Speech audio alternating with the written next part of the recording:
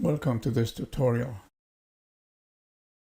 I will be using V-Ray for lights and materials. You gotta set your units to small fractions because you're gonna need that. You can use this method for any other type of cardboard boxes. We're gonna start with the box and place it in the center.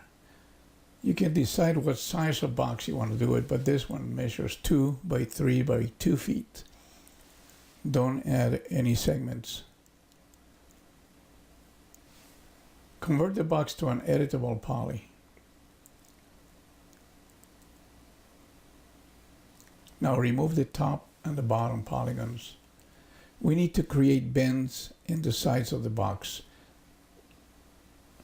So we can use chamfer to do this.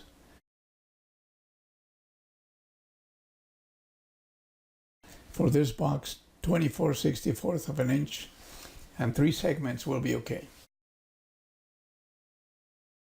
Now let's extrude the flaps. Select these edges only and pull them up just a little bit. Shift pull to create this little space in this corner. After this, you can pull it a little bit more, shift pull again, and leave it somewhere there. We will correct the size later. You can do the same thing for the bottom flaps.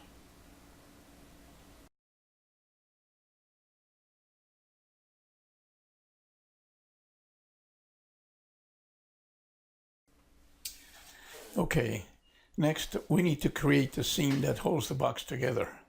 So select these 3 polygons in this corner and then remove them or delete them. Then select just the edge and the center here and shift pull to extend it just a little bit to the right. And then pull it inside the box. This flap, which is like the seam of the box, doesn't have to be too large. So maybe this size is okay. The tip and top tip here and the bottom can be moved inside a little bit as well. That's not important, but that's how boxes are probably made. Now to avoid lines crossing each other, move this slightly a little bit away from the flap and in between the other one.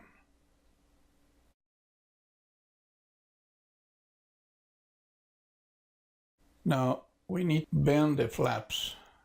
We can start at the bottom here. To see which way these flaps will fold, you can test it by selecting one of the edges at the bottom and on the, in this case, probably on the left view, you can grab that and move it so you see where the hinge is at.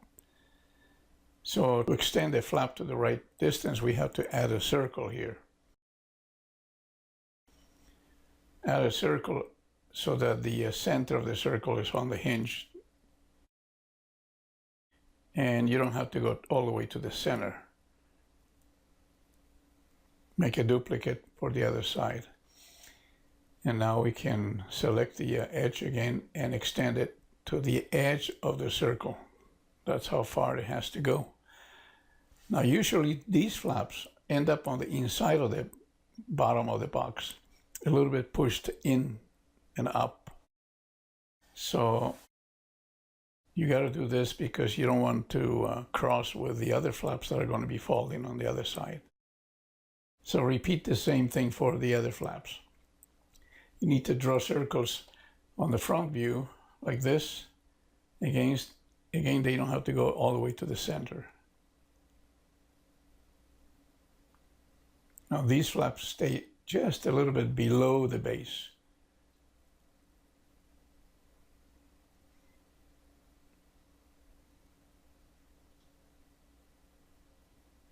And you extend them to the edge of the circle. That's to give about the right size. Next, you can do the same thing for the top of the box by moving these circles to the top hinges.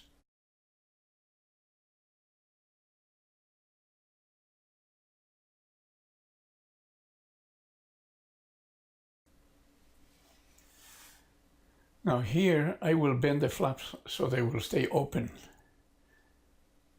The edge of the circles will show you the length of the flaps.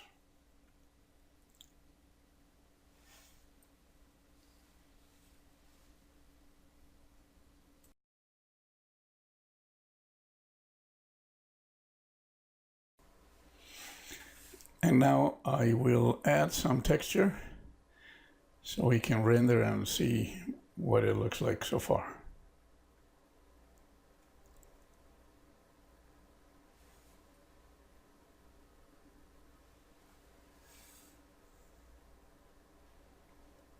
So this is our basic box with all the corners and flaps in place. Now we need to add a softer edge to the flaps I just made. So we're going to be selecting these edges here, and we're going to use chamfer again. So make sure you select the ones we extended a little bit outside.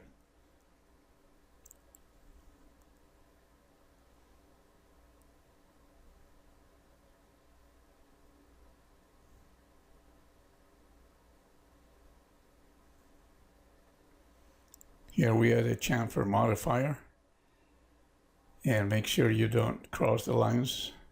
This may be a little smaller. You can also maybe lower the amount of segments.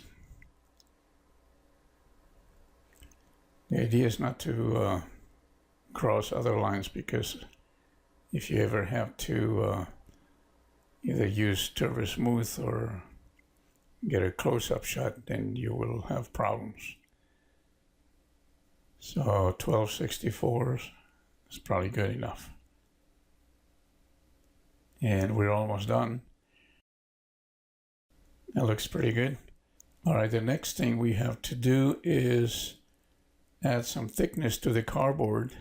And this is where this comes handy. This space here will help with the thickness. Sometimes I get asked, how do I get this view here, this list? Just open this box here, click the button, show buttons, and you can also configure the modifier list. You can make your own by dragging back and forth and saving it. So every time you'll have it here. So I'm going to use shell modifier, and here you can see some of the lines are crossing because the shell is a little bit too thick. So you have to work whether it's the inside, the inner, or the outer shell that needs to be bumped up. As long as any of the lines are crossing, then you'll be okay.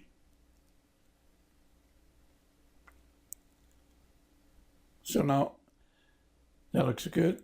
We have the thickness, we have the basic finish box. And you can of course do this with any other pattern you have in mind. Now, all boxes have three faces: the inner face, the outer face, and then you have the edge of the box where the corrugated border is showing.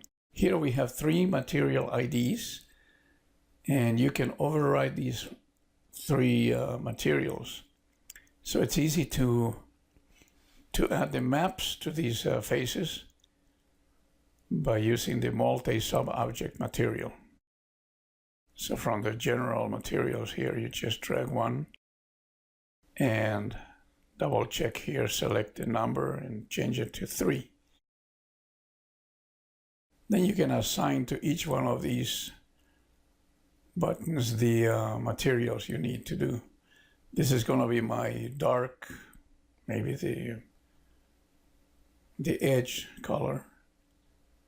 And I'm going to apply this to the box, and when you render, you will be able to see which of those three numbers here. So don't forget to check these boxes, and also don't forget to make these 1, 2, and 3 for the ID numbers.